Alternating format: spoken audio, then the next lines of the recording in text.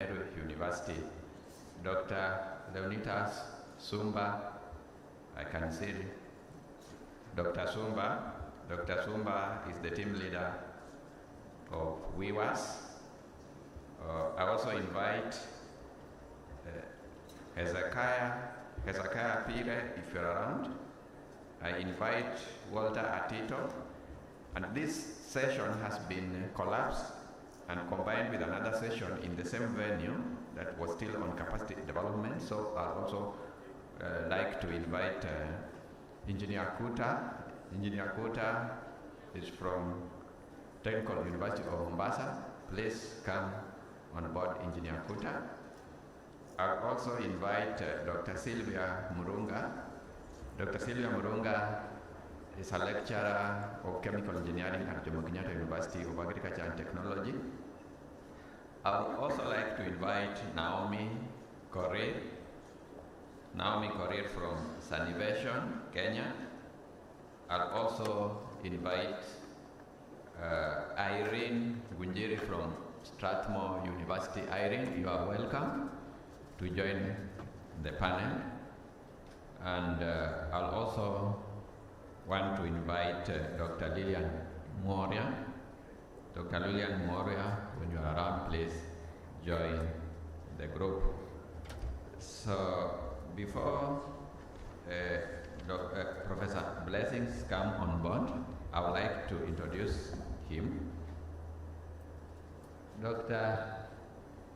Professor Blessings is a research scientist and the head of urbanization and well-being. He works on immigration, migration, urbanization, poverty in South Africa. He holds a PhD in sociology, a master's in sociology from Brown University in the US, and he is, as I mentioned earlier, a senior research scientist at APHRC, that is African Population and Health Research Center in Nairobi. Professor Blessings, you are welcome. I can't say more than that. If there's anything I've missed, please top up. Can we give a round of applause to Professor Karibu?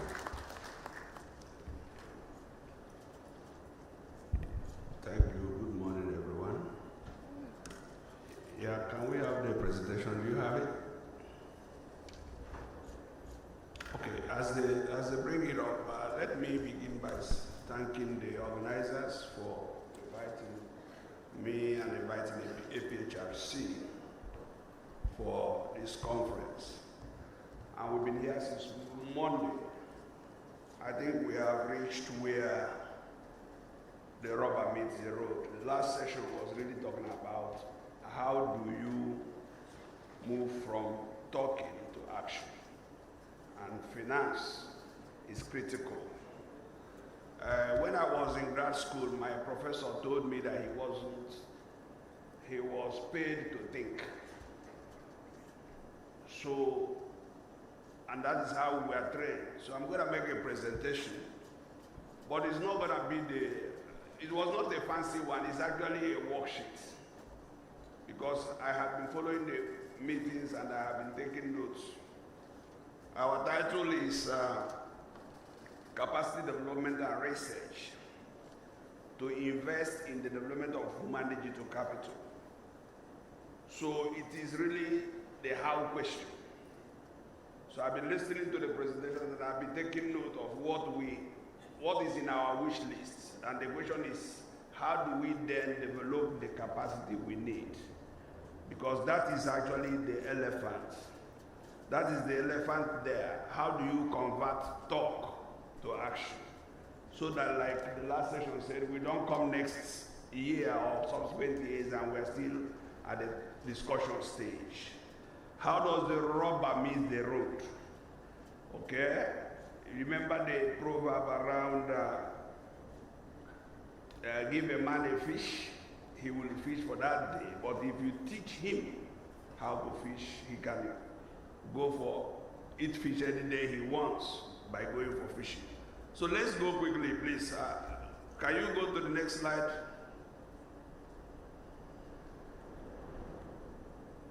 Hello, technical guy. Okay, so my presentation, I put this because, like I said, it's a worksheet. I was saying, okay, what will be my overall aim? It is to prick. And for all those who go to the doctor, you know when you are pricked, they draw blood, eh? So if I'm able to draw blood, that will be fine. To draw blood, to prick us, to prod, to persuade, and probably to spur us to action. We must do something. We can't just be talking. Thank you. Keep going, please. So, in terms of capacity building, my presentation is in two places. One is the idea of trying to persuade you, to show you why we must get involved in capacity building, in research, and so on. But the second part is actually where I was thinking of what are very practical things we can do. So I want to start with, why should we care?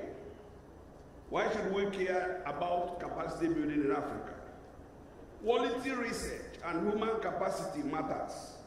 It matters for Africa, it matters for the whole world. You've heard about it, this time it's for Africa. Africa Rising, the Africa we want in Agenda 2060. You have seen AFTA, African Free Trade Agreement area. I mean, it's like something is happening. But it seems action is not matching those expectations. This time for Africa was the theme song for the World Cup in South Africa. We didn't even win, so I wasn't sure it was really our time to win. But we are nearly absent in the research marketplace. We are nearly absent. A large gap remains in research capacity between Africa and the rest of the world, almost in every scientific field. In fact, in all scientific fields, not almost. Africa accounts for less than 1% of the world's research output. Less than 1%. But we are home to at least 12% of the global population. And some of these figures are old because the 2015 figure puts us at almost over 15% of the world population. Number of researchers per million across African countries, 39 in Nigeria and Ghana per 1 million. Kenya is doing well, 227, but that's like a blind, one-eyed man in the land of the blind. Because it's around 227 by this estimate per 1 million. However, South Korea is 5,928. You know, researchers per 1 million, South Korea. Singapore is 6,438 per 1 million. So you hear Singapore, well, it's about 5-6 million people. 6,000, over 6,000, almost 7,000 of them as researchers, scientists, in relation to 1 million population. Israel is 6,600, researchers per 1 million population. And you can see the gap. You can see where we are and where they are. And you can then look at innovation and look at development. Currently, Sub-Saharan Africa relies on overseas collaboration and visiting academics for its research outputs. We think that this may need to change if we are going to go to where we are going. We are often data collectors and unequal partners in research collaborations. Mostly, we are not research leaders in African issues. This also may need to change. Can we go forward? Very little regional collaboration exists. We've been talking about water and climate change. I've not had any information from Tanzania, except the guy who just mentioned Tanzania. And Uganda, climate change has no border. I'm sure you know that. And just like you can walk across Tanzania, or some of the challenges can also walk into this country and vice versa. We have very little collaboration. Very little collaboration. And of course, you know we need evidence. Evidence-based policy and action across Africa's social and governance systems. We can no longer do otherwise. 50 years after independence, generally across Africa, at least we need some level of independence in research, in capacity. I mean, every other thing, we are waiting for the World Bank. We are waiting for advisors from around the globe. And I think someone mentioned it, the guy from Equity. It's time we really address our issues. African problems addressed from African perspectives. No country has ever developed on the back of international technical assistance capabilities. No country in history. Check it out. And we can not do otherwise. Look at indigenous capabilities is central to every social development. Look at China. What did they do? Okay, thank you. China, what did they do? They sent their guys around the world. I was teaching a class, supporting my friend at UCL, London. You know, it's an undergraduate class. 50%, over 40 of those students were from China. So what did they do? They sent their guys around the world. Some of you who studied abroad, who were your classmates? But they didn't just finish. They were enabled to go back. Ours is that you are lost, you're on your own. No country has ever developed relying on others. And you cannot develop such indigenous capabilities through external research expertise. You must develop your own. It was Nehru who said, because we are poor, we cannot afford not to invest in research. We say, oh, there is no money. No, it's because we are poor that we have no option but to go and invest. So I have a lot of slides, but like I said, it is just thinking through. You know, where is Africa as a whole?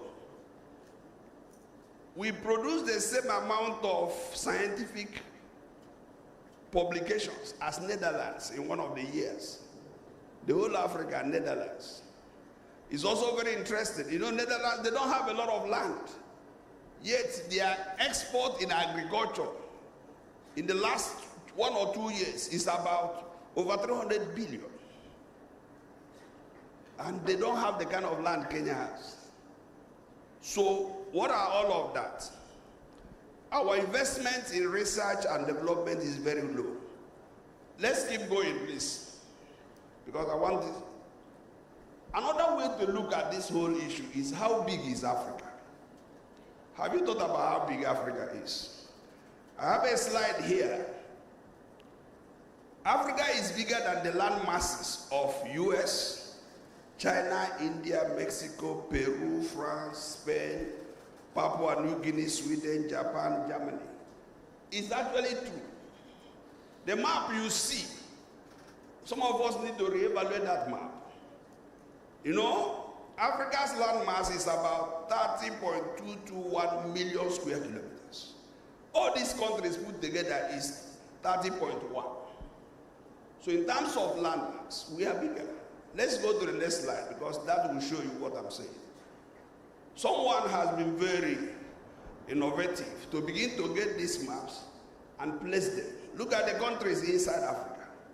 It's very, very interesting.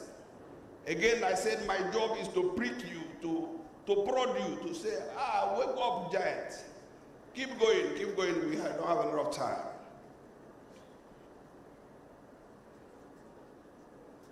Keep going. Yes, stop there, no. So look at this. This is another way to look at how big Africa is. If you look at the top slide, top page there, you see the map of Africa very clearly. Are you there? But if you go down where you have scientific papers, what do you see? You just see one small line. That is actually Africa in terms of scientific publications. Can you go to the next slide? Press on for one more, yes. This is patents granted. And you know we have a lot of professors. Okay, what have we patented? What? Is it papers? Some of the papers you Google, you don't find it. Okay? So this is another way to look at where we are. So that whether this will encourage us to say, okay, I think that map should not be just a line, almost disappearing. So it is thinking around all of this. Can you go to the next slide, please, because of time? It is around all of that that I now decided to take on this assignment in terms of, you saw the theme of the conference, harnessing technology and innovation to accelerate access to safely managed water and sanitation for all. The big question is how. We have had discussions, very inspiring discussions, but the big question is how. And for me, and that's where we all here, my big answer is human capital development. And we're talking about, for our session, digital human capital. Okay, we can also add digital. That is the big answer, big question. But for me, that's also the big answer. At multiple levels. In the course of the conference, I've decided to, I said one of the things maybe we need to do is actually to do needs assessment. Human digital needs assessment. We need to invest in that. What do we really need? What do we need? We have engineers, and it's very interesting. I don't know whether they are still here. We have a lot of engineers in the water sector. Okay? And I think we will need more engineers. However, I think we will need other experts. You know, a spectrum of disciplines. Okay? Because the problem is not just the engineering dimension. The problem is, I mean, the last guy was talking about money leaking. You know, there are a lot of behavioral change issues. There is a lot of community relation issues. There is a lot of communication issues. The NEMA guy was talking about carbon credits. What does that mean to many people? How do you operationalize that at the local level? Nobody knows. So we will need other experts. And I put there saying, it's not because the CS, Simon Chelgui said that engineers are difficult, they are clever, and they are learned people. That's not really the reason why we need other experts. We need them because we really need a multidisciplinary and transdisciplinary team. We need. So I listened keenly, like I said, to all the presentations. So, and I was taking notes. That's why I said it's not about, this is not those kind of fancy presentations. This for me is a work note. And I just said, what will we need to do? I was trying to problemize the presentations so that I'd be able to say, we need capacity here. We need capacity here. We need capacity here. So here we go. I wrote some of them down. I listened to the Waziri on blue economy. Okay, so part of the first things I wrote down here are around that. He mentioned, okay, we need water provision and distribution engineers, so many ancillary expertise. We need a lot of understanding of marine pollution, inland waterway pollution, mangrove management. We need maritime protection, sustainable fishing, tree planting to address coastal erosion. He mentioned hygienic fish handling at landing points. He mentioned a lot of linkage between he raised the issue around desalination of seawater. A lot of examples came here around places like Dakar, where they have invested in desalination and they're able to use the water for agriculture. But do we have the capacity here? A lot of blue economy frontiers, new frontiers. Where are we on that? Do we have the capacity? Go ahead, just quickly, because I just want to touch it. You've heard so much about solar-powered water generation, right? I think even in the last discussion. Do we have capacity for it? Okay, how do you operationalize that in reality? We heard about sanitation around sewers, storm sewers, combined sewers, and associated technologies. On-site sanitation technologies, we were told about the Reinventing Toilets by Bill and Melinda Gates Foundation. What do we really know about it? How can that technology be useful for us? It was discussed here, but do we have capacity to do that? If we don't, then we need, if we're going to be part of that, we need to invest in that. Okay? Biodigester technology, initiatives. We had a lot of biodigesters. Okay? However, distribution, bottling, those are really big questions. Do we have capacity for that? We had a lot about innovations in managing water wastage in the context of scarcity of water and projected future exacerbation of scarcity due to climate change. So a lot of issues came up here around that. How do we innovate around even wastewater management, the technologies involved, and so on and so forth. Issues around distribution. You heard the CS talk about Baringo, where they did boreholes. And immediately it was handed over the county and handed over to communities. 60% of them went off function in 1 year. So what capacity do we have? We had a lot around modular solutions because every community has its own challenges. Contextualizing all these innovations. Can you go forward? Because I want to get to the end so that we discuss. Questions around data, research and development. Data collection and data management and data analysis, those are really big skills. To get data at the right time, to get data for evaluation, for decision making. If you look at some of the data we present, many of them are out of date. There is a whole issue around GIS, mapping. You heard what is, I'm not sure how true that is about Nairobi, that they don't even have maps around sewer lines and where the pipes go. We need a lot of GIS mapping. We need a lot of understanding of those things. Do we have the capacity? We are working with a lot of counties. We did devolution, but we didn't devolve capacity. In many of the counties, they don't have the professionals they need to operationalize much of what is going on. So keep going, because I want to get to the end quickly, please. We've had a lot around wash governance and financing models, the last discussion. Financial literacy. Okay, even water WSPs, do they have financial officials that can actually engage? You need a lot of collaboration. Do you have those who understand networking, who understands partnership?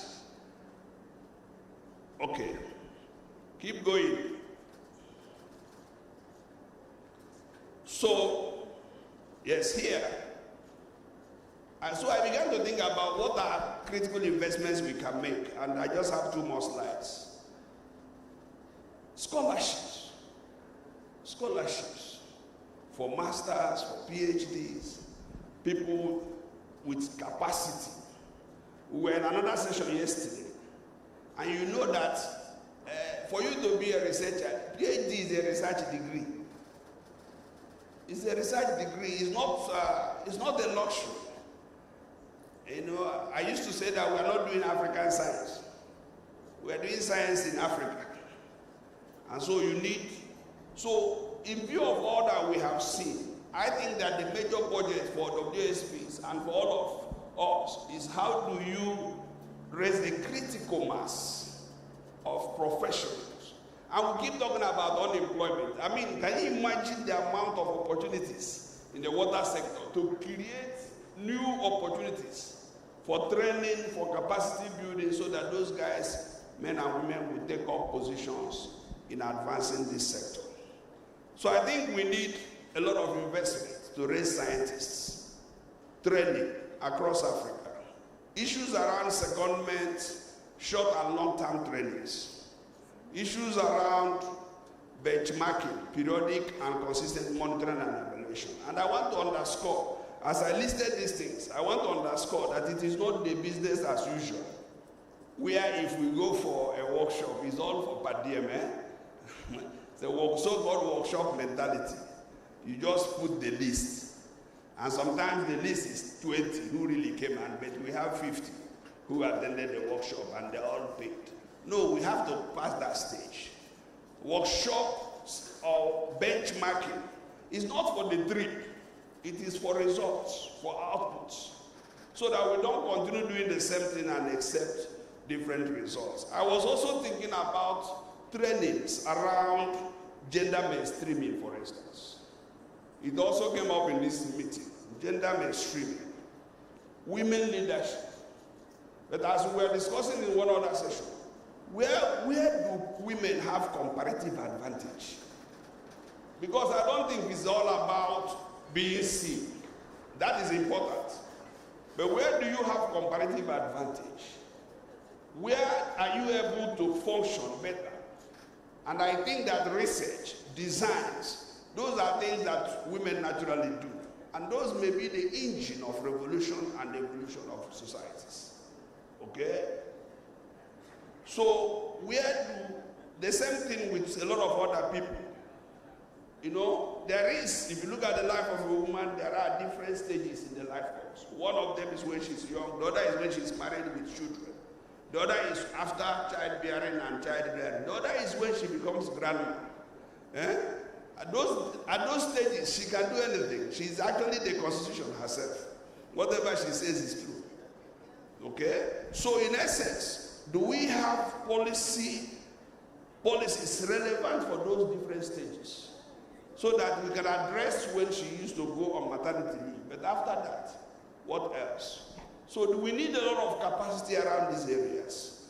And then vulnerable people, older persons, people with disability, how do we incorporate them into the whole process of capacity? Somebody who has disability with his leg can do many things. He shouldn't run 100 meters, but there are so many things he can do.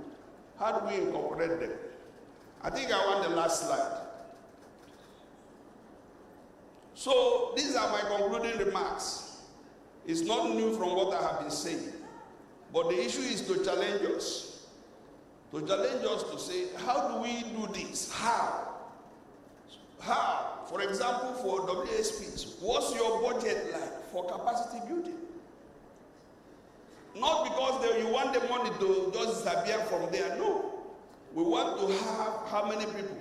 It's not like we do in some of those interventions. You say 5 million nets distributed, 20 parts distributed. To who? Nobody knows. Where is it? No, it's not for ticking boxes. Development and implementation of new technologies can be complex. It requires a lot of specialized knowledge. Technological innovations sometimes create new ethical issues, new questions, new challenges. The issue is who understands these technicalities, who will lead the charge for us to transit, to switch over to where technology guides us. Someone said in one of the sessions, technology is a good servant, but it can be a very bad master. So we need to balance some of these things so that we'll be able to know what to do in terms of how to adopt new technologies. Who pays for it? You had the discussion before. Who pays for these things? Who pays for training? Who pays for adoption? Who pays for deployment? Who pays for upgrading it? Okay? It can do itself. How do we prioritize all of this? So for me, even these listed challenges, I was there as a researcher and a lecturer years back, and I was saying, if I am young, most of those things listed are master's and PhD theses. They are real questions that require answers. For those of us who are aspiring that way, this is an opportunity to begin to harvest topics and begin to think about them. In sum, and that's my final statement, wash actors and wash policy makers, we have a job to do. And that job will need multidisciplinary and transdisciplinary collaboration, as well as multi-sectoral approaches. Capacity building will be the key. If we miss it there, it will just be another talk. Thank you.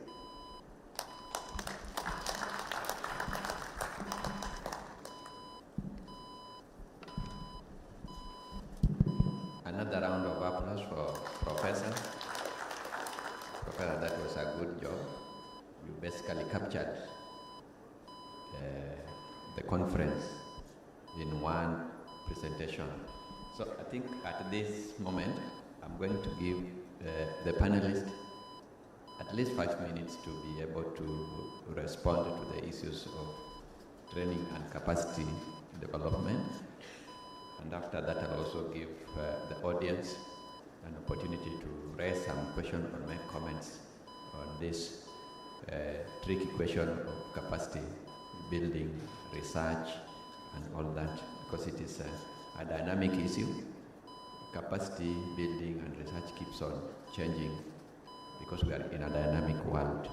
So my question is on capacity building and research, and as you see, most of the panelists are people from academia. So I'm going to call upon the individual panelists, and I'll start with Dr. Joy Ryungu from Meru University. Dr. Joy, you are a director of Research Institute, and tell us about the training and research and relate it to sanitation and water and the theme of this conference. Dr. Joy. Yes.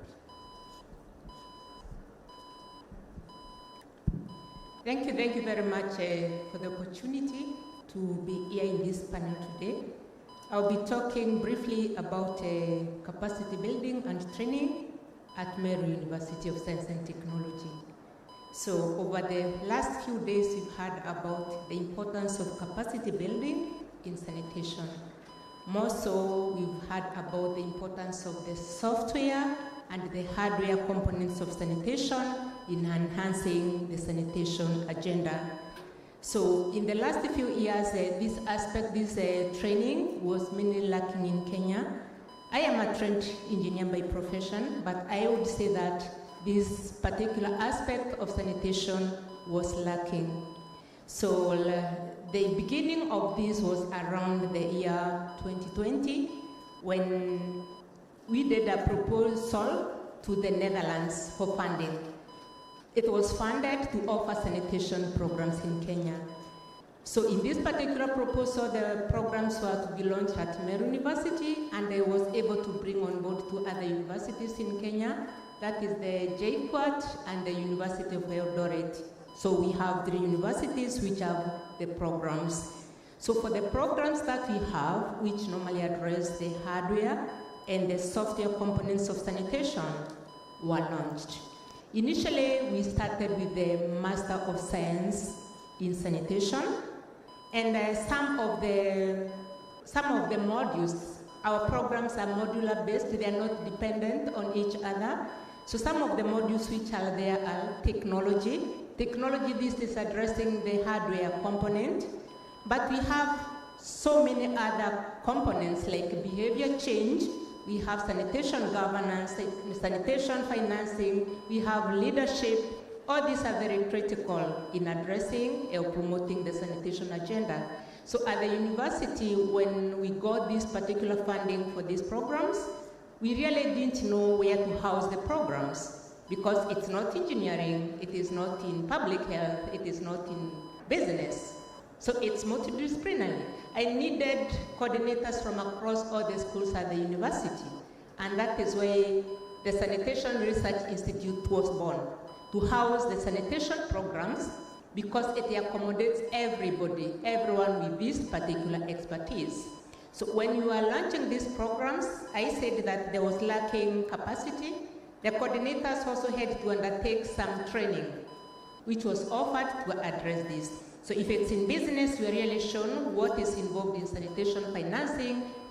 People are shown what is involved in behavior change or in governance. So our programs are housed within the Sanitation Research Institute. The programs we have now and realizing the gaps we have in Kenya, because it's across all levels, from certificate, diploma, the BSc, the MSc, and the PhD, there was that gap.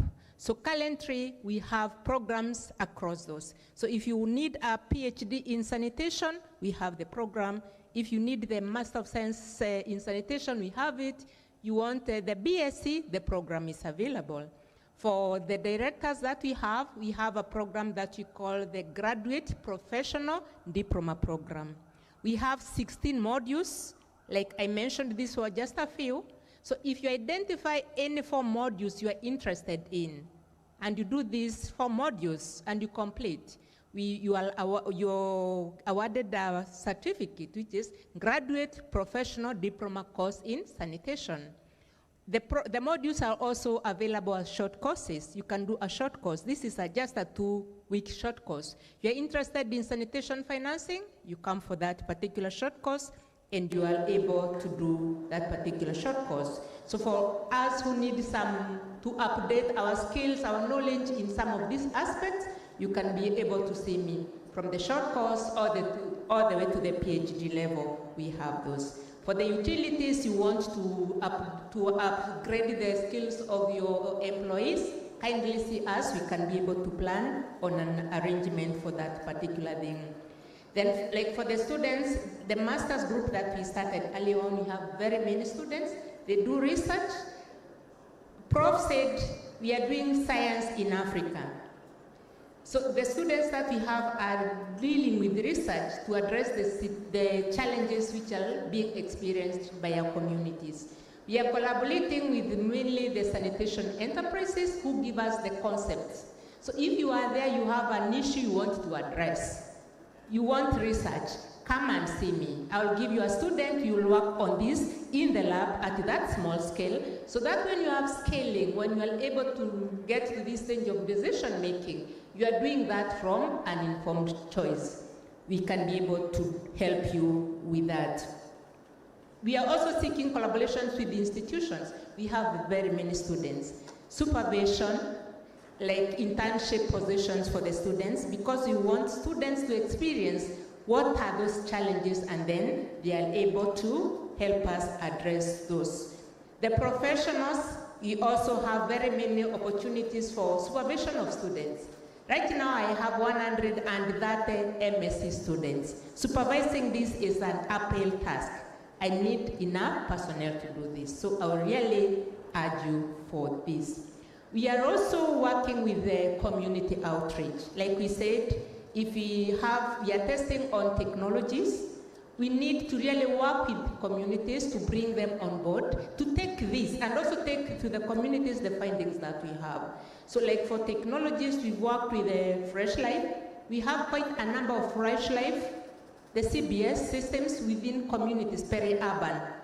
So if anyone is interested in upscaling the CBS in peri-urban environment, I have very informed findings about what you need to do, what you don't need to do, and how to move about that. So we are also, and then we are also helping these communities to change the mindsets, to show them that it's not business as usual. We have to do business in a different way so that we can be able to advance, or we can be able to change what is already there.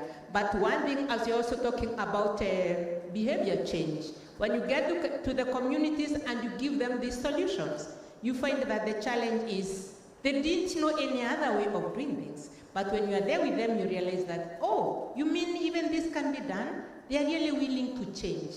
But then, are we taking this information to them? Are we working with them along this journey?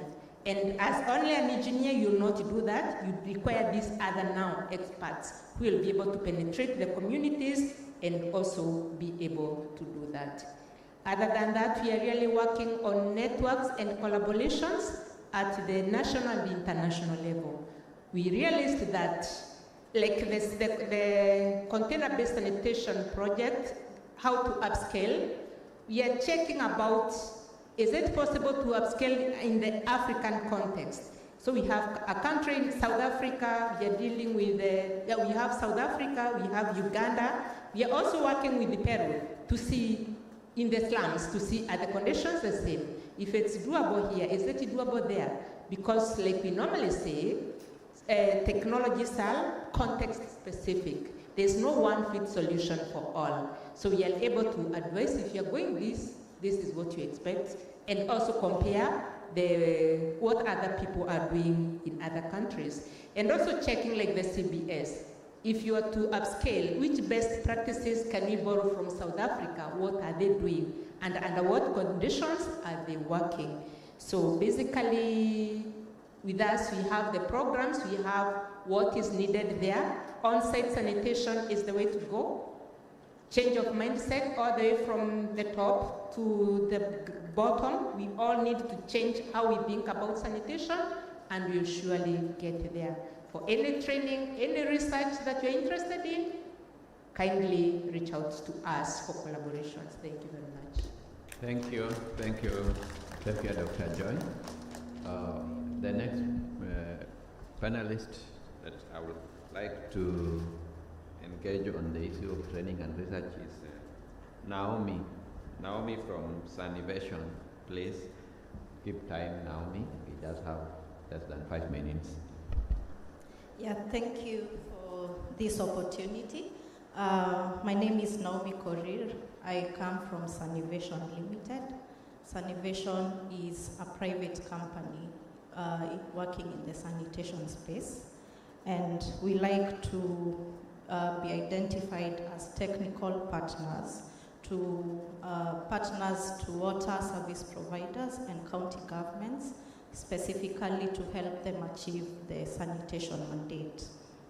So we employ innovative and sustainable approaches to sanitation.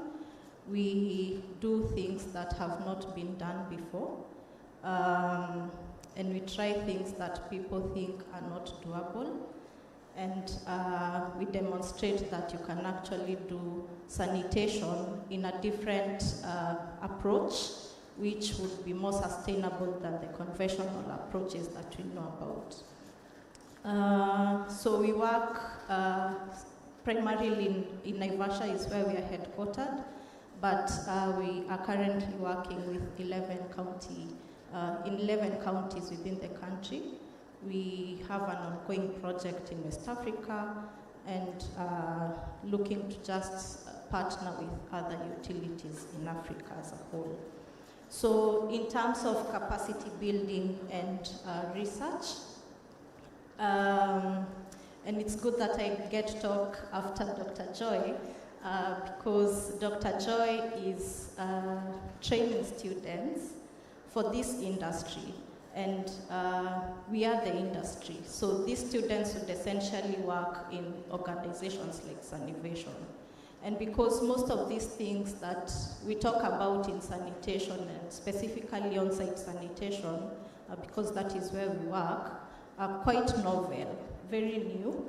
And after taking a class in Meru University, you definitely need to practice what you are taught in class.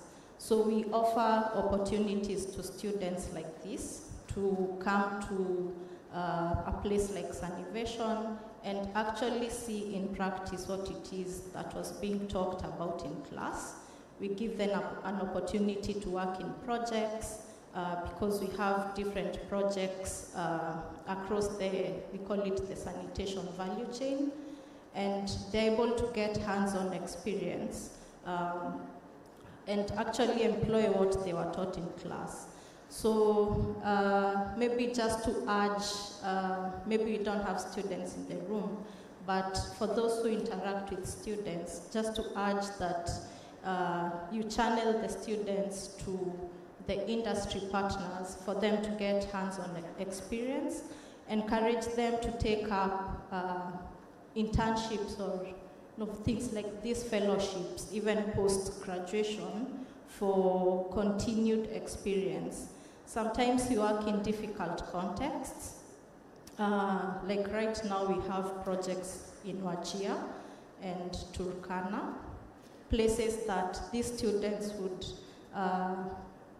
perhaps not get an opportunity to work in, and you get jobs that require working experience in difficult contexts. So if a student would come and they get attached to such a project, they would get a very rare opportunity to be able to work in these places. And then just to reiterate that the experience goes beyond the hard technical courses that we think are required in this space, the WASH space. So, and it's been talked about by Prof, by Dr. Joy, it goes beyond engineering. There is need for sociologists, because most of these things that we work on require behavior change, and an engineer would not work on behavior change projects. So it needs researchers, it needs people in the lab, out in the field. So there's actually room for more people other than the hard technical skills. So just to throw it out there that people should not feel intimidated, that WASH is just for engineers. And then maybe just to finalize on the partnerships that we have, and to encourage other institutions to actually look out for partnerships with industry partners. We've taken in students from Meru University, Egerton University locally. We've partnered internationally with Leeds University, Cranfield University. We've field tested a technology that was innovated and created in the United States by Oklahoma State University. We've utilized expertise from West Virginia universities with some professors. We've taken in undergraduate students from other universities. So there is actually room to take in more people from all cadres, from undergraduate all the way to professors, to partner in generating knowledge. Because most of this research sometimes within the WASH space requires quite an amount of investment in terms of money and time, which the academia sometimes is able to access, and the industry is not. So these partnerships would go a long way in making sure that we develop research answers to the questions that the industry has. Thank you. Thank you, Naomi. You have talked about collaboration, you have talked about offering opportunities to students and to practitioners. But just in one statement, what do you do in sanitation? Because that's what is lacking in my explanation. What do you do? What is it? You are just, you are touching students, you are giving opportunity, you are collaborating. What is it that your institution do towards the capacity and training? What is it? Yes, so we offer industry experience in fecal sludge treatment plants, which are fundamentally different from wastewater treatment plants. And we offer industry experience for sanitation planning and waste collection. Yeah. So waste collections refers specifically to fecal sludge emptying and transport. So we think we are very uniquely placed to offer industry experience. Oh, thank you. Yeah. Thank you. Thank you, Naomi. I'm going to call upon Dr. Sylvia Murunga.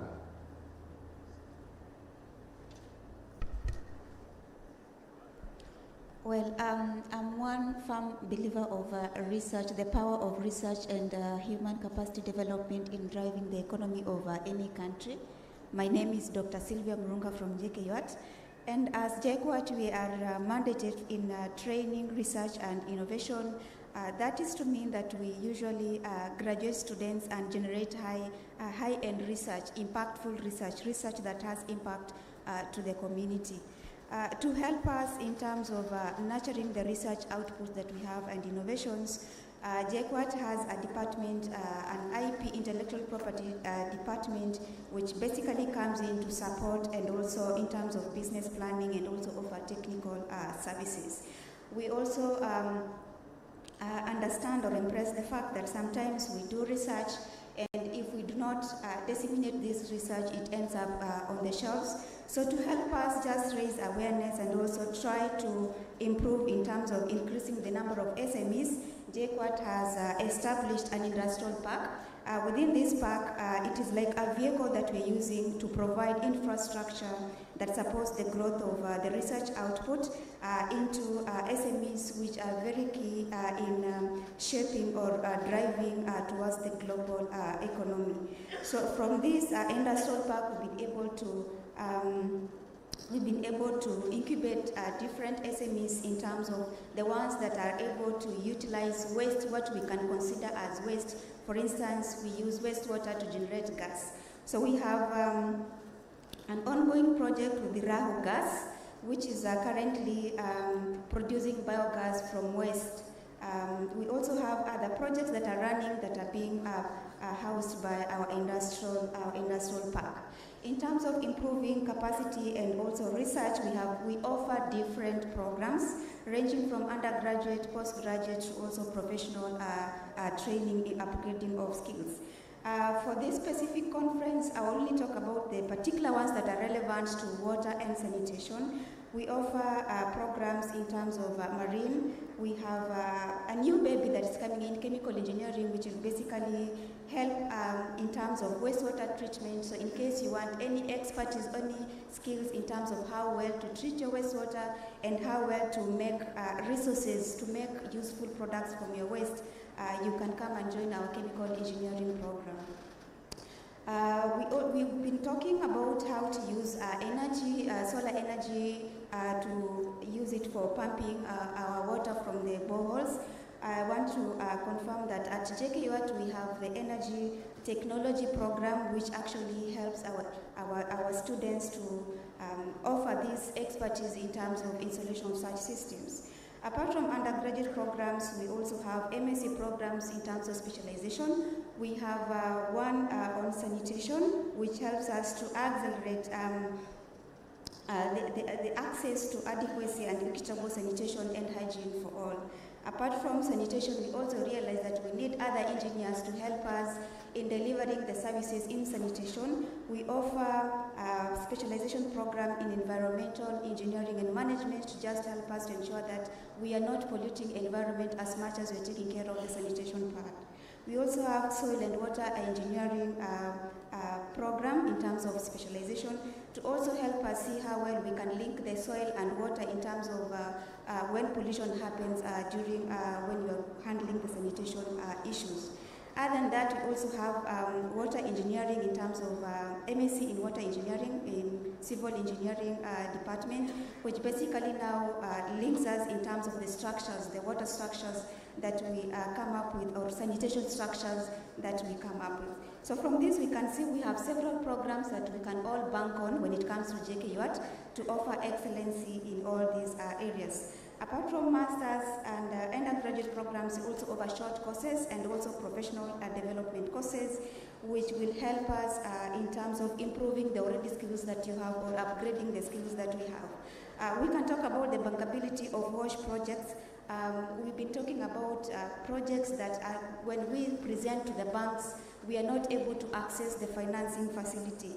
So what I'm here to say is that as JKUAT, we are here to help you prove the concept or to package your ideas to a way that we are able to attract funding.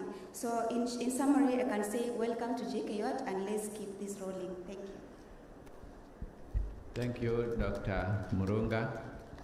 I want to invite Irene Gunjiri to be able to answer this question of what is your institution your organization role in training and research, and in particular research on sanitation and water. Irene. Thank you very much. My name is Dr. Irene Gunjiri from Strathmore University. At Strathmore University, we recently began a research center called the Strathmore University Water Governance and Innovation Hub. And the reason why this happened, it was basically driven by one of the pillars of the university, which is service to society. And the way to increase, when you think about SDG 6, which is universal access to water and sanitation, then it fits in. It's a very neat fit. Now, when thinking about capacity building from a university perspective, I think when you look at the role of universities in water and sanitation, it's mostly about setting the stage. Setting the stage, which means making organizations ready for transitions to universal access to water and sustainability.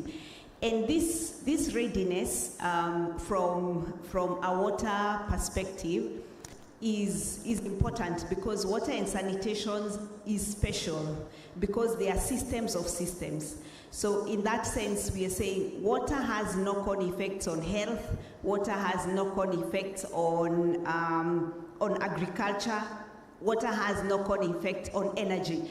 So in capacity building, we need to think that we are helping people be prepared for the transitions that need to happen in this particular space. And in the university, we have three elements that we need to touch for these transitions to happen. So one is to think about societal readiness. So when you think about water and sanitation, are people ready for that particular change? Are they willing to uptake that particular change? And most importantly, are they willing to pay for it? Yeah. What are the views of people, and how can we change the mindset so that they are ready to adopt to that? Then the next thing that drives us as Strathmore in terms of readiness is organizational readiness. Do organizations have the skills and capabilities to actually adapt to these changes, or are they ready for transition? And so with that, we have a number of programs, true, but we are looking at the organization as a whole, and whether they have the infrastructure that is needed for them to be able to transition. And then finally, we also have the regulation. Yeah, is the regulation ready for these particular changes that we are going to make to implement? Now, based on those three perspectives of societal, organizational, and also of regulations, then as Strathmore, we think that key to that is actually personal and organizational integrity.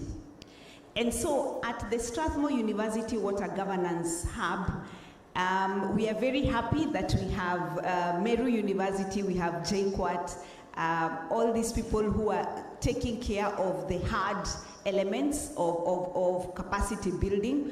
We are mainly focusing on governance. Yeah. Why? Because we know that governance is the elephant in the room. And but that governance, if it is to be sustainable, is actually built on personal and organizational integrity.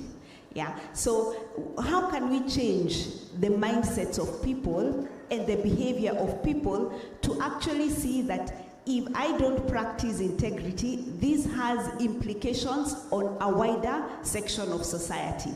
And that's why we say this particular research center is actually answering to a need of service to society by trying to see how to make people increase their levels of integrity so that this goal of universal access to water and sanitation can be achieved. The other thing that, that is very closely linked to governance that we do at the research center is actually gender. Yeah. And I know that Dr. Leonita here will talk about gender issues because she's the chair of WIWAS. But for us is trying to work with water service providers to see, are you inclusive? Because governance is also about diversity and inclusiveness. But then we take it a step further and try to say, okay, you say you have women in this particular organization. Can we disaggregate the data?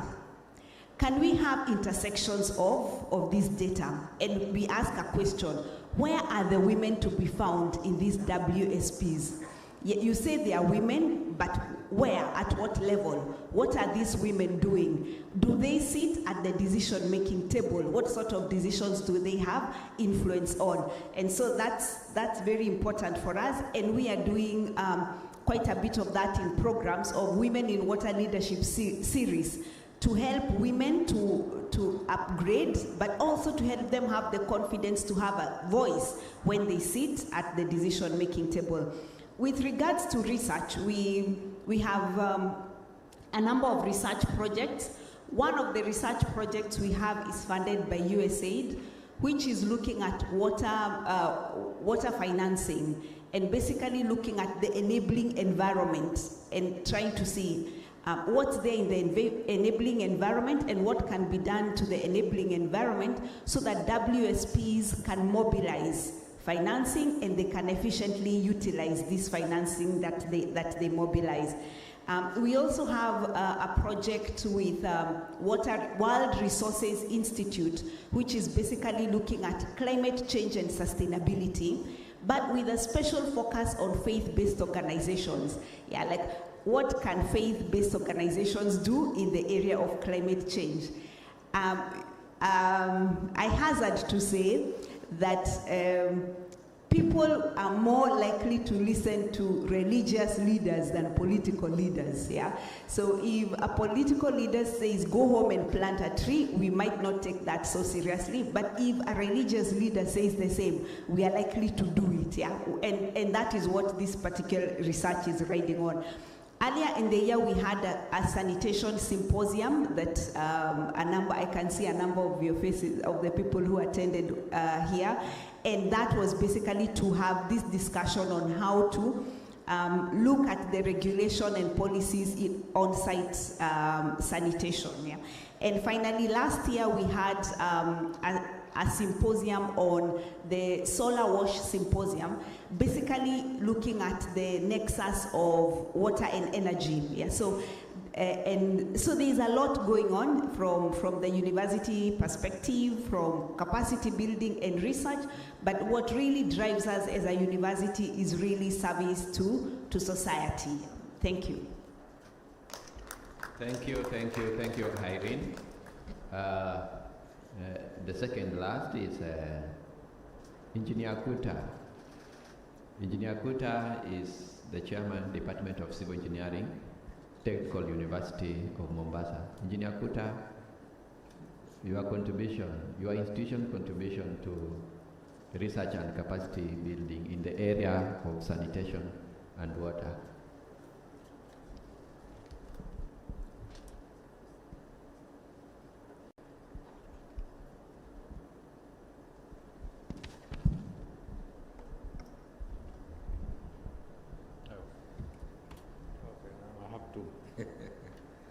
Okay, thank you so much. I'm Dr. Engineer Kuta, by profession civil engineer, and I like the idea of sanitation. In our college, in brief, that we have offers different types of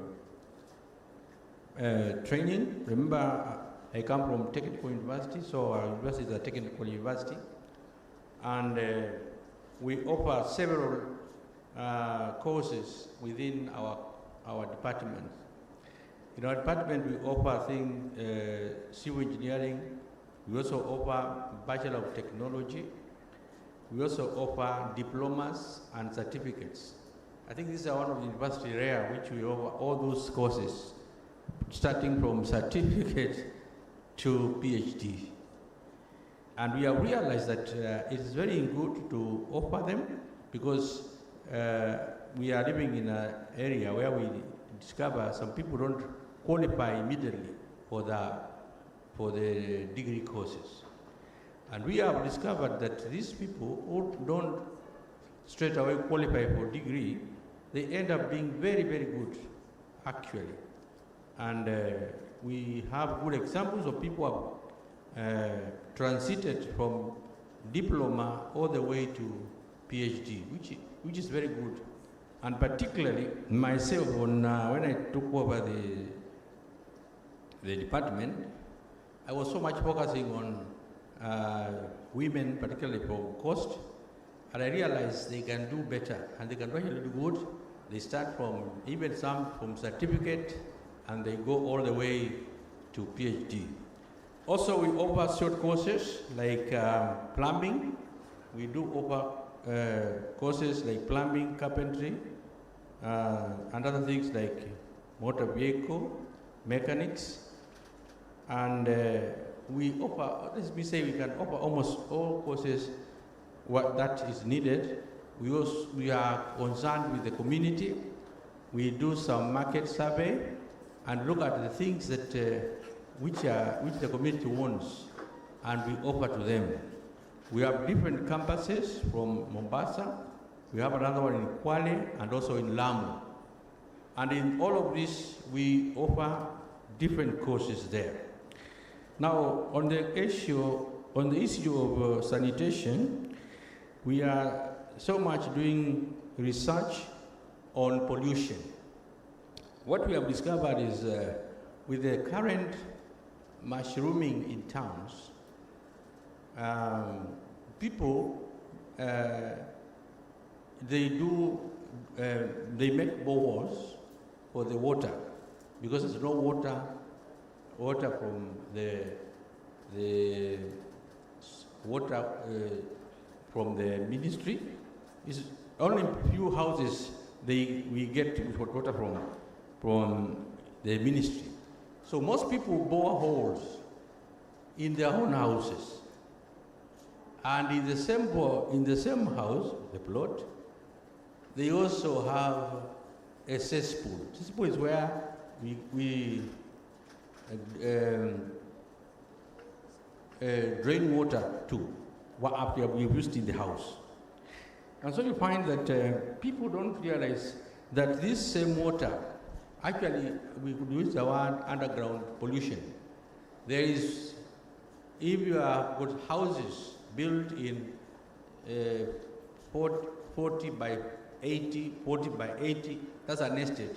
Every house has a cesspool or soak pit, and every house also has a borehole. So you can see that kind of thing now. So it might happen that the same water that is being taken to the soak pit might end up in the borehole. And this is really pollution that is underground. Although we are trying to do that one. Now the next thing is that in our college, after we have our students, we follow them to the site. So we have collaborations with contractors. And when they employ them, we go there and we check, is what we are teaching being applied? Because there is a very big problem now in construction. I don't know whether it is other countries or in other states or counties. What we teach in classroom may not be done on the actual time. And we think we are doing so well. We are giving these students very good knowledge.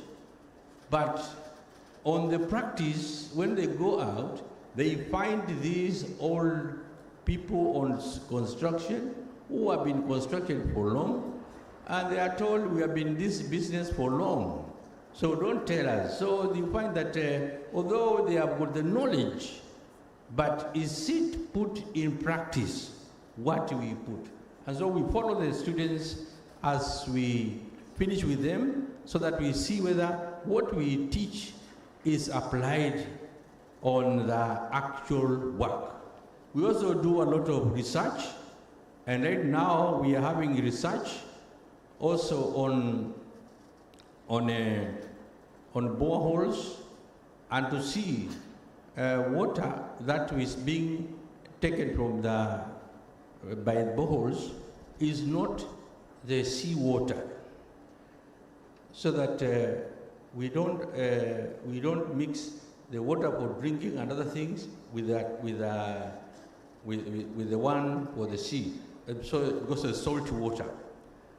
Another thing we also doing research is to do on what we are saying to desalination, to remove salt from the sea water, and if it can be used.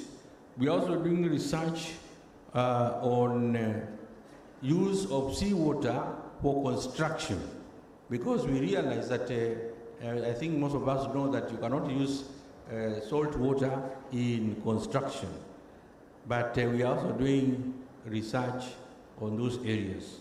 I don't think we have much time. I just saying in short, thank you so much for listening to me. Thank you, Engineer Kuta.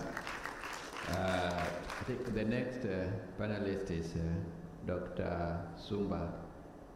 Dr. Sumba, please tell us something about the research, capacity development, and the role of your institution in the water and sanitation sector. Okay. Dr. Karibu. Okay, thank you, Dr. Mdondo. I'm humbled to be on this panel.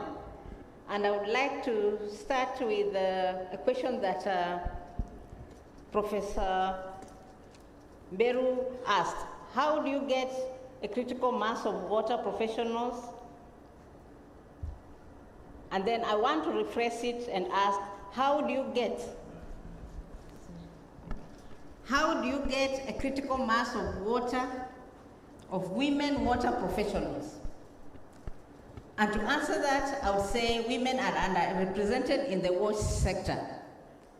And I quote a study by the World Bank done in 2014 that found out that of the sampled institutions, which was 64 water utilities, only 18% were women. If we come to Kenya, our own institutions, Bugo talked about 93 water utilities that are regulated. We can only see that only less than 5% are women. And the same pattern is repeated in the water sector institutions, which are about, I think, 18. So we find less than 5% women representation. And again, studies have shown that when women are involved in the design and in the running of water projects, you find these projects are more sustainable than where women are not involved. So the question is, why aren't we including women? When it comes to service provision, we find that the women and girls and those that are vulnerable suffer most if these services are inadequate. So therefore, my institution, the Women in Water and Sanitation, which I chair, was established in 2016 to advocate and strengthen the role of women in the wash sector. So we are women-led. We have membership from private sector.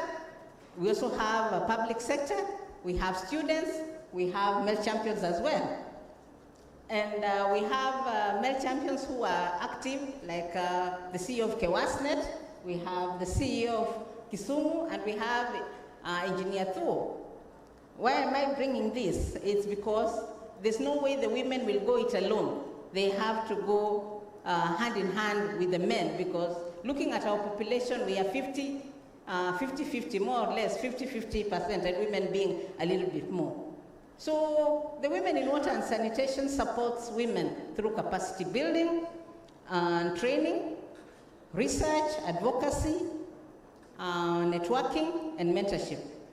And our aim is to equip these women so that they are very well prepared to help other women, to help the girls, and to also design projects that are sustainable and run projects that are sustainable to the benefit of everyone.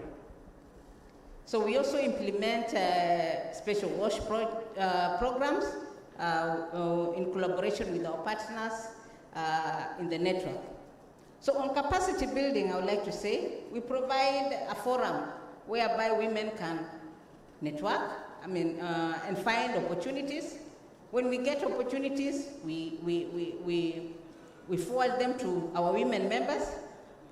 We point out where they can apply, and most of them have applied and succeeded. We've been running webinar series on strengthening the role of women in wash sector. We organize field studies so that the women can get an experience of what is going on in the field. On some projects that are going to build the capacity of women, we have an upcoming project starting in August. We call it SEQUA project, and it aims at integrating women's skills and experience and knowledge in the Kenyan water sector. So I'm looking forward to working with the water service providers or water and sanitation service providers. And this project is supported by the German government. We have another one that is also in the pipeline. We are calling it WIWA's Impact Hub. And this one will support the creation of an environment where women can thrive. And we are working on this together with the WILO. We thank them for that. On advocacy and research, we have the Sisters Project. Those who attended our convener session yesterday, we talked about the Sisters Project, and this one is a project being run by Women in Water and Sanitation, University of Ghana, University of Nairobi University, and then the African Population and Health Research Center. So we are carrying out research, and it's called Transforming Institutions to Advance Women Leaders in STEM, Science, Technology, Engineering, and Mathematics. So we are not just tackling it from, we want to tackle it from the root cause. We want to look at policies, we want to look at the women leaders and see how are they going, how did they, what challenges did they meet along their career path? We also want to look at the men and see if men, did they find it easy? And then we see how we can co-create with the various water sector institutions, programs that will be sustainable, the programs that will see women get into these leadership positions. On advocacy for women, we also have the Choya Award, which is run by and hosted by WIWAS. It's called Toilet of the Year Award. Now this is on sanitation, and it's supported by APHRC. So this is where we profile women who are doing a lot of work with regard to toilets and regard to sanitation. We are also providing a forum where our women can network, and then also individual and group mentorship.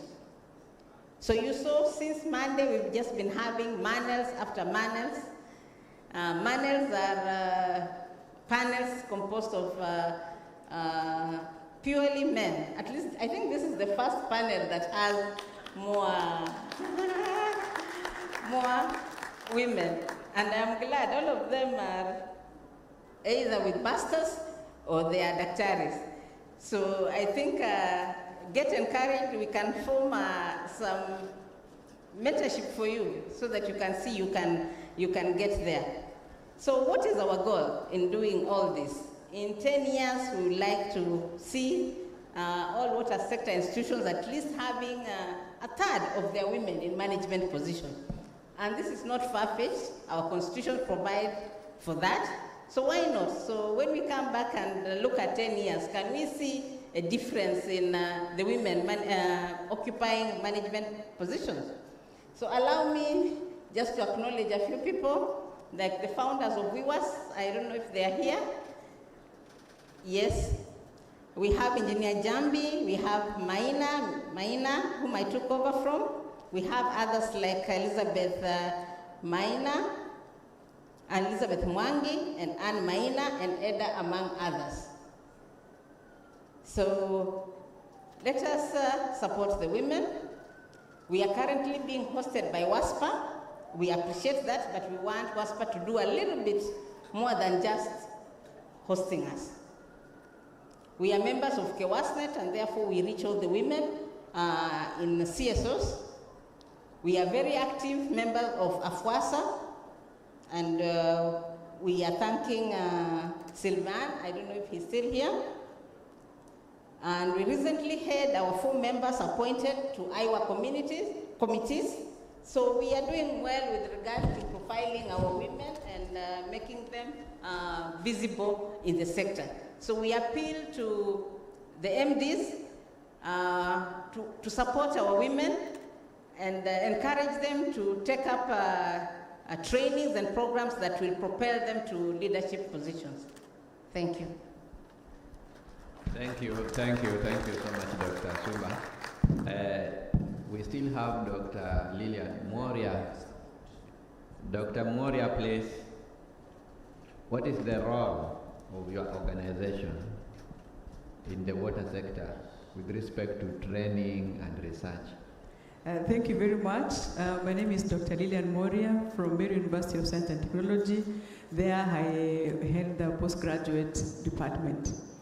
Now, I work with Dr. Joy, who said most of what usually is done in water and sanitation at the university. However, I focus on the postgraduate aspect. Capacity building is not group-wise, it is individualized. So each student who comes to the program is required to develop capacity, ability to do research, collect data, make sense of that data, analyze it, and ensure that the findings are shared with other scientists. They are required before graduation to ensure that their findings are validated in a peer-reviewed journal and attend a conference like this and share their findings. I'm very happy to say currently we came along with 10 students. You've seen them around presenting in other panels. Now, secondly, the students don't only learn the theory aspects, but they are encouraged to be co-creators with other stakeholders, especially in resource recovery. The Institute as a model, working with the BSF, and students together with experts have come up with products, animal products, using the BSF to manage the waste, the fecal waste matter. Again, personally, I'm in community development, and I believe all societies, you cannot take development to them. Rather, you work with them to move forward development. So students who are enrolled in other programs are required to undertake their research in organizations or in societies and communities where they identify gaps and write papers on them and collect data, again make sense out of it, and offer plausible solutions. So at the same time, students are encouraged to innovate. Remember, our students are mainly engineers, public health officers, community development and all that, who come at the master's level or at the PhD level. They have done wonderful innovations.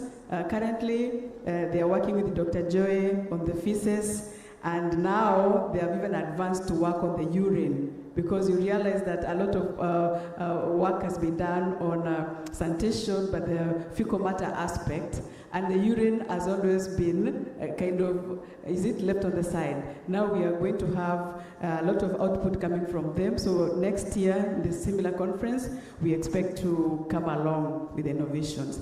Thirdly, I will not forget to mention that students also are working in hygiene. See, wash is water and sanitation. The H is hygiene. So you realize that the university has a Department of Public Health, which also collaborates with the SRI, which is Sanitation Research Institute, and these students are mainly on hygiene, behavior change. What diseases are we transmitting through the sanitation pathways? What exactly is happening in the informal settlements? We've seen the students come up with issues regarding hygiene, more so menstrual hygiene. The girl child is suffering when they don't have enough water, they cannot maintain the hygiene aspects. We realized that the older women also have special needs in regards to hygiene, a lot of disease transmission in regard to hygiene inadequacies. So as we offer and offer solutions, let us also think about the vulnerable groups. The young girls, more so in the ASAL areas, require that if we have to move together, then we have to take care of everyone. Besides that, we also, Dr. Joseph mentioned that we work with the industry. So the BSc in sanitation class, which starts in September, is well planned for, and we are reaching out to different organizations to operationalize our MOUs so that our students can also learn from you. That's all I had to say. Thank you very much. Thank you so much, Dr. Moria. So I'll take a few questions from the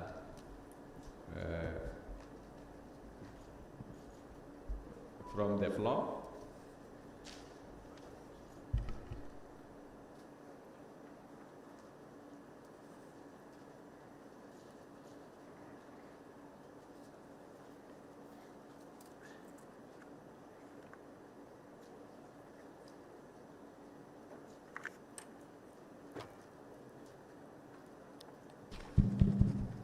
Yes, we are going to take some questions from the floor. And these are the stakeholders in the water sector, and these are the trainers and the researchers. Are you feeling them on the ground? Are you feeling their training and their research on the ground? I think that's the question that I would like you to. Thank you. I think I like the last part about hygiene, looking at the background in public health and what's to watch for. Part of it is for health. I want to ask about, in this era of social enterprise, most of what we know about sanitation now is about urban sanitation. And more so because of urbanization that's coming up now. People are moving from rural to urban spaces, which is okay. But I don't know if also the courses involve also rural sanitation and what we can do in the rural. Because I know sanitation works in urban spaces, and other people work in urban spaces. Even the design of the other most courses from Delft about urban sanitation, what's being done in rural, they don't leave them behind.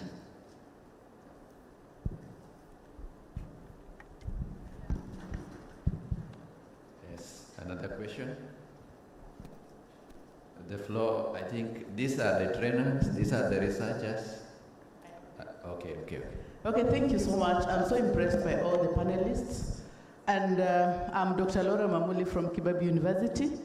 I'm from the School of Business, but currently an independent director at Zoya Water Services Company. Mine is just to express interest in all the panelists that we have a collaboration to the western part of Kenya. Thank you so much.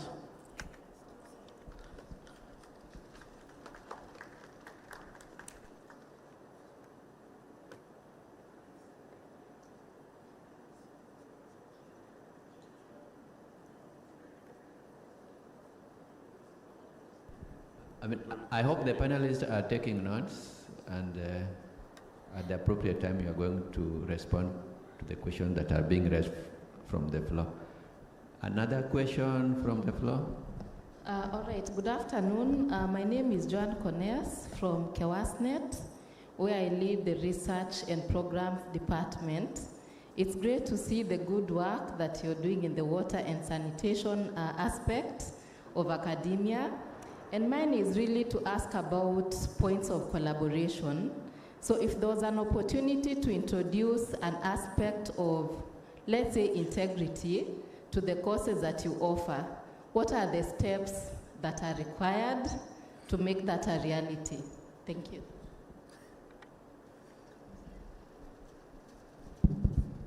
I think we can allow the panelists to respond to the three questions, then the floor can continue with more questions. Dr. Joy, can you respond to the first question?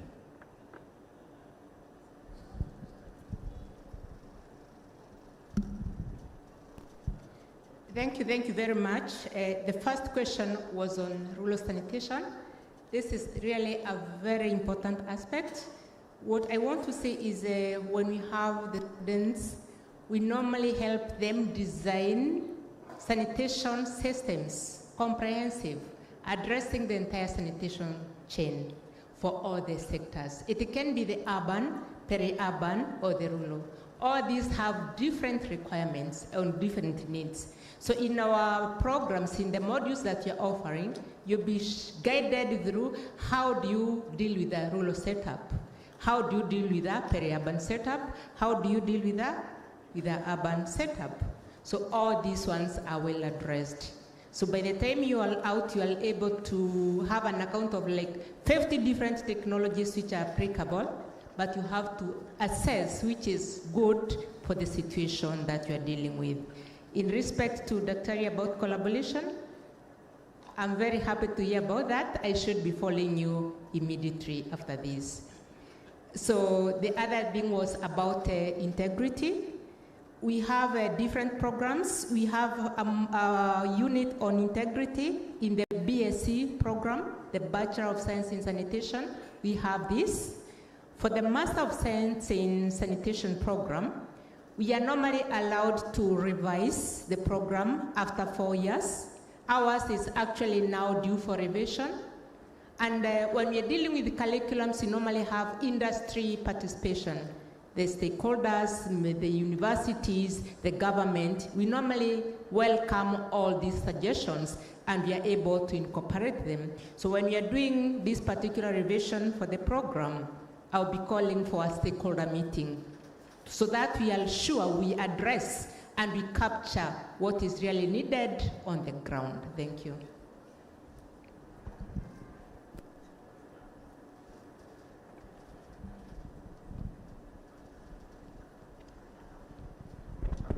Yes, there was a third, a question from the floor. Yeah, probably it's good if you can just mention where you come from in terms of the organization or which group you represent as you ask the question. Okay, thank you very much. My name is Dr. Kirema from University of Embu. I'm happy that programs on sanitation are coming into the university program space currently, which is very, very encouraging. My question to all the panelists, especially from the institutions of learning that are offering those programs, is that I have a friend who was admitted in a university to study music. And the parents were very concerned that he was going all the way to the university to study how to sing. Currently, we are having a problem with programs in agriculture because the young ones think that agriculture is about farming. What is it that you are doing to ensure that the perception of the young ones regarding a bachelor in sanitation will not be that negative? We know it is good, but how are you going to market it in a way that the young ones feel that it's a worthy program to study and it's not basically studying only about issues to do with waste? I think these are very interesting questions, and I would like Professor Blessings, please can you ventilate on this issue of perception and I'm the young man who thinks that sanitation is not anything. Dr. Blessings. Professor Blessings, sorry. Yeah, thank you. I think it's a very important question. my colleague used to sit there, so, and she has PhD in sanitation. So I was actually asking her, how did her parents allow her to go? Because we went to China and she said to the people, let's start talking about toilets. So after that, I said, how do your parents allow you to go to the university to study toilets? Okay, I also went to do sociology. And my uncle said to me, what is it that you are reading? I said sociology. He said, what is that? You didn't see doctor or lawyer to read. Okay, and so on. So yeah, the perception is there. But I think as people began to, and I think it's a good question for all of us in terms of what's the outreach like. Okay, and there is a lot of, and not just even for the institutions, even for weavers. Okay, what do you have in your pipeline? How do you engage people who are not in your circle to understand what's going on? So I think it's a good question, and the perceptions has been there. So when I go to my village now, my uncle, he's still there. So I say to him, now you use sociology to go to America, okay? And that answers the question. But fundamentally, those issues are there, but it can be addressed. Thank you. Thank you. Yeah, maybe we might take some 3 questions, and then we can break. Thank you. My name is Charles Soyaya from the International Development Institute, Africa. 2 questions. One is on financing of research and innovation. From the presenters, we hear much or most of the interventions are financed either by Americans or Germans or Dutch or otherwise. I'm wondering from your own experience how the National Research Fund is responsive to our research and innovation agenda as far as water and sanitation is concerned. Number 2, I think is a question that goes to Joy. You mentioned you have 150 students enrolled in MSc. You have challenges of supervisors. I'm wondering whether you have quality control measures, whether that is a quality concern, that you over-enroll and do not have, if you like, the capacity to supervise and mentor those who are enrolled into these programs, and what your view is in terms of impact on completion timelines. If it is 2 years, what is the average in one completing a course against the challenges of supervision and mentorship? Thank you. My name is Anthony Jaramba. I'm a former trustee of WASPA. My question goes directly to Engineer Joseph from TUM. You have very good courses from certificate, diploma, etc. Mombasa Sanitation network is probably in a single digit currently, because you only have network in Changamwe, around 30%, and we also have some network in Mvita constituency, around 40%. Can you, using your Department of Engineering, be able to partner with the water bodies, probably Coast Water and Mombasa Water? And probably one of the things to do is to retrain the current staff, because some of them have the experience, but they don't have probably much of the know-how. And secondly, introduce them to latest technology that is available. Lastly, my second question and last is, around 3-4 years ago, we partnered with 1 or 2 people in your department, and the students came up with some very interesting sanitation solutions. They presented the same in the last 2 ASK shows, like last year's ASK show. But there was some, I think, lack of funding or penetration or something. Can you please kindly take advantage of this conference to get a few people who can be able to support that? Because it could be quite a big support in terms of finances going forward and a solution to the county of Mombasa. Thank you. There was another hand here.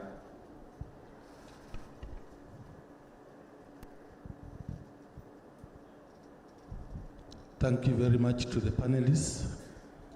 My name is Peter Amisi from the Pan-African Association of Sanitation Actors and the Secretary General of the Kenya Private Sector Sanitation Association.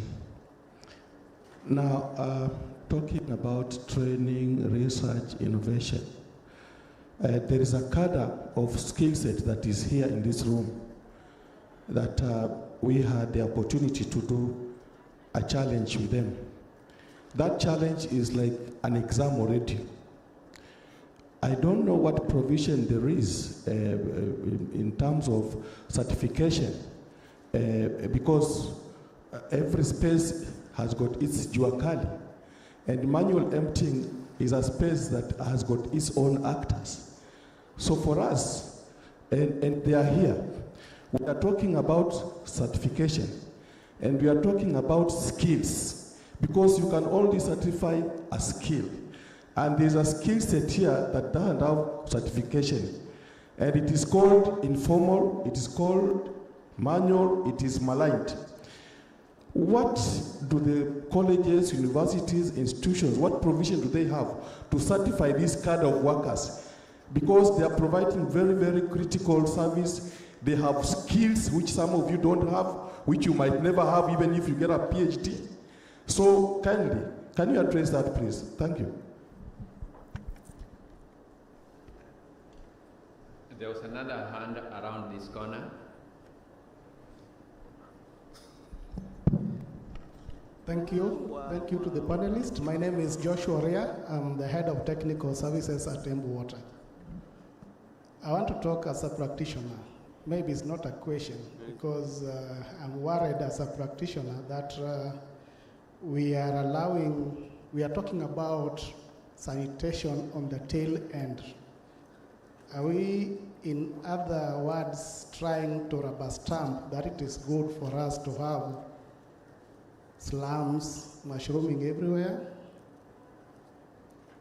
Because we are having challenges. Right now in this conference, people have been singing about non-revenue, non-revenue.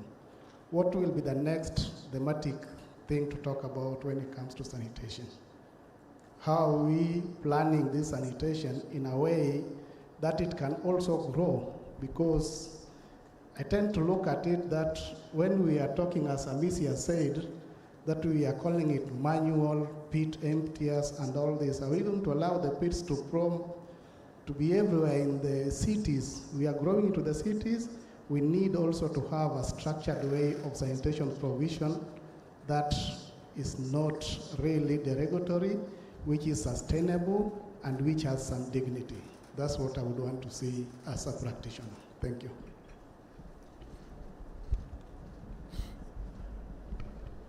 Hello, good afternoon. My name is George Benson Guyo from Roiro Juja Water.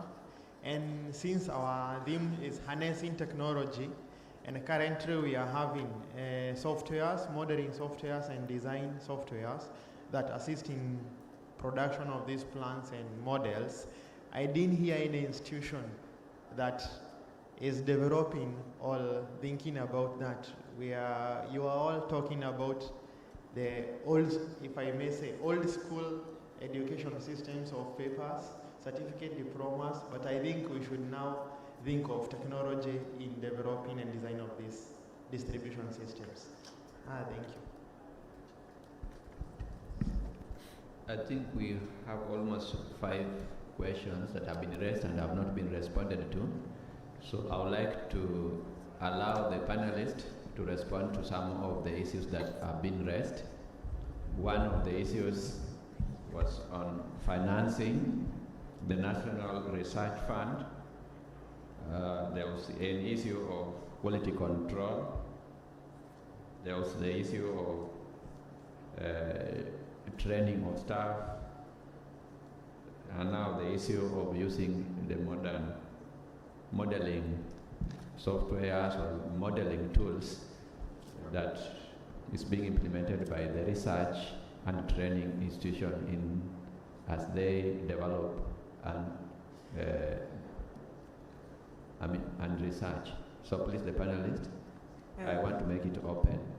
Thank you. I will take up the issue of training using technology. I would say at Mary University of Science and Technology, we partner with the School of Computing and Informatics, and the students who will be taking the bachelor's degree in sanitation will benefit a lot, because most of the units there also concern the making of apps that are applicable to sanitation. And by the time they get to year 4, they should be giving us practical solutions to the same. Secondly, the students are not only taught in class, as you say, of old traditions. We have embraced a lot of it, the online classes. We also do simulation when we are teaching the practical aspects. So sometimes you could be away from the university and you're given work which is demonstrated through simulation, and you come to the university on blended basis. So we have adopted blended teaching and blended learning, and more so now focusing on student-centered methodologies. So we no longer unpack and give to you, traditionally is done. Instead, we are engaging the learner as much as we can in trying to create new knowledge. And the learners for real are better than us in technology. So we allow them the practical aspects of sharing. Sometimes you could be the one teaching and you're trying to use a model which the students are very good at. We have now also learned to throw the issue to you in a research paper, and we ask you to present. In the process, you teach us, we learn from you, and we help you also learn. Our bit is to trigger thoughts, to make you think beyond what already you have. I would like to have you in class for the PhD, or is it master's, and harness a bit of your technology and to help others. Thank you very much. It was a good question. Yes, on the issue of National Research Fund and financing in research and training. Yes. Okay, I don't think I'll address that. I'll address something else that was asked. Just a quick mention with regards to rural sanitation. That was spot on, especially because of the high burden counties with regards to open defecation. So we know that 85% of open defecation in Kenya is attributed to 15 counties, which are rural. So your question is pertinent, and I think it's a national headache, and right now that is what the nation is focusing on, yeah, that to look at those counties, because we know as a consequence, when that happens, it pollutes the rivers, and we get it all down here in the urban centers. But yeah, it's pertinent. Now, with regards to curriculum, somebody asked about integrating, putting integrity, and how do you teach integrity? And I just wanted to share a Strathmore perspective, what we are doing. And one is the co-creation of the curricula for all the courses. And so one of the things that we do is to have a stakeholders forum when the curricula is being revised. But then also the target is personal leadership, and we have mentoring and coaching for that, yeah, so that integrity is not just something that we talk about, but it's also something that we try to put in a person through frequent conversations with mentors and coaches. But on top of it, in the university, we have 12 units of humanities, which basically talk about the person and society, and hopefully through that, and through a lot of explanations throughout the 4 years, the students come out with something of integrity. But I would like us to have a conversation, yeah, on how we can have these modules integrated. Now, moving on to the question that was asked by Peter Hamisi on sanitation and the manual pit emptiers. And we have something that we are implementing in the university with regards to natural capital with the people in Mau Mara Forest. the Maasais who are running the projects that are there. And what we have come up with is something called the practitioner certificate. So they go through training and then they have an oral exam. And after that, the certificate is actually issued by Strathmore University. So that's one of the things that we are doing to respect the fact that some of these people have indigenous knowledge, quote unquote. They have a lot of practice, more than we will ever have, and that needs to be recognized by some institution. Then with regard to digital, digital as an enabler, that is happening even from a Strathmore perspective, thinking about machine learning, but also Internet of Things. So thinking about sensors, like putting sensors in the sewer systems, in the water systems, so that they can work with very little human intervention. So from the perspective of the university, Strathmore, we have iLab, which is basically an innovation center, and there's a lot of emphasis on artificial intelligence, Internet of Things, which could also apply throughout water and sanitation. But I also like what Dr. Moria says, and I think we can all work together on that. Thank you. Thank you. I think we are running out of time. If we continue, the discussion is becoming more interesting. There are issues to do with the curriculum and training, and the Commission of University Education, of course, has got a say. Somebody asked about the quality of the master's program, the number of students that can be supervised at a particular by a professor. And we also have the Engineers Registration Board of Kenya, that EBK. So all that comes, in play. We also have the CBC requirement on progression and certification. We have Kenya National Qualification Assessment for the different levels. So there are quite a number of things that we can talk and discuss, but the panelists are still around. But because of time, I will call upon Professor Blessings to just give 1 minute to summarize the whole thing. But the discussion is interesting, and it seems research and training, these are the stakeholders. They want to feel you on the ground. They want to see whether you are really handling their problems they are facing in the field. They want to see whether the product that you are giving to them, that is the trained personnel, if they are in touch with the ground. Of course, the issues of sending students for attachment, and the student gets to work with you, and if you have any new technology, you introduce them, and when they come back to the university, it is further researched on. And so it's a continuous process that we cannot stop somewhere and say we have everything, and the industry should know that we have everything. No, we get from the industry also gets from the university, and it continues moving. And training and research is a moving target. You can't say you have trained and have researched on everything. It keeps on evolving. Professor Blessings, please, can you give us a summary? Thank you, and thanks everyone for your questions and your contribution. Just to say that there is room for everyone, and it seems there are resources. Sometimes all the resources are not financial, but I think there are resources for research. The issue remains that we need expertise in every field, in so many fields.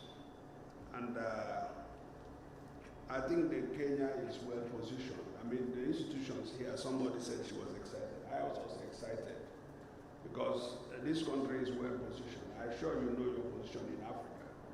Kenya is Africa's example nation, and it's actually true. And we need to know where we are and be able to kind of lead the way. The institutions here can revolutionize not just sanitation in Kenya, but sanitation across East Africa and then the rest of the region. We need a critical mass. And Dr. Sumba, let me also add, we need a critical mass of women. Okay?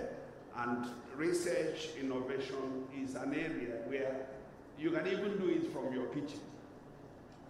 And you reach the world with technology, like the young man was saying. The thing I want to end is the area around funding. If you critically look, most of the projects here is either funded by the German government or funded by USAID. And the question is, where is African governments? And that is the challenge we need to have. Most of the time we're looking for money either from Gates Foundation. Whether it is NIH, whether it is USAID, you know, those are actually government institutions. Somebody mentioned the National Science Fund. Can we make demand on that fund? Sometimes the money they give is too small, it doesn't go. Research is not cheap, okay, and it's not quick win. So mine is to advocate for all of us, to push our governments, to put money in research. You saw the debt figure I showed. Our funding for research and development vis-a-vis our GDP is less than about 0.57%. Whereas many of these nations that we are looking at, some of them have 5% to research and development vis-a-vis their GDP. And that's why they're where they are. So it is good we keep getting funding outside. But you had last night where the guy moderating the gala says he who pays the piper dictates the tune. So it's important that we dictate the tune for African research by funding it. And that's where our government comes in. But more importantly, African philanthropy. We have very rich people in Africa. When do we tap from that in terms of funding? Okay? But also, our institutions, like WASPA, it is not just about this conference. Can WASPA also dedicate some of their budget to offering scholarships, okay, to these programs, at least for your members, okay? And that's what we do at the PHS. We do all we can to raise funds so that we can be those sponsoring those PhDs. The same thing for the universities. Some of us who studied abroad, we were funded by our university. They raised the fund. You have the capacity. We can actually collaborate and develop, a network where we come together and do proposals. And everything you are doing will be a work package. And we raise funds, both here, World Bank, Africa Development Bank, so that we can fund research in Africa, fund capacity building. On that note, I want to thank everyone again. Thanks, guys, for coming.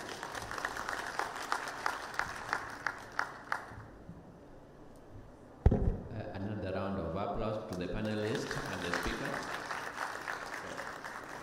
Looking at our schedule, I think we have eaten into the lunchtime, so we can go for the lunch break as we prepare for the afternoon session. And thank you for your patience. Okay, a group photo, then we can break for lunch.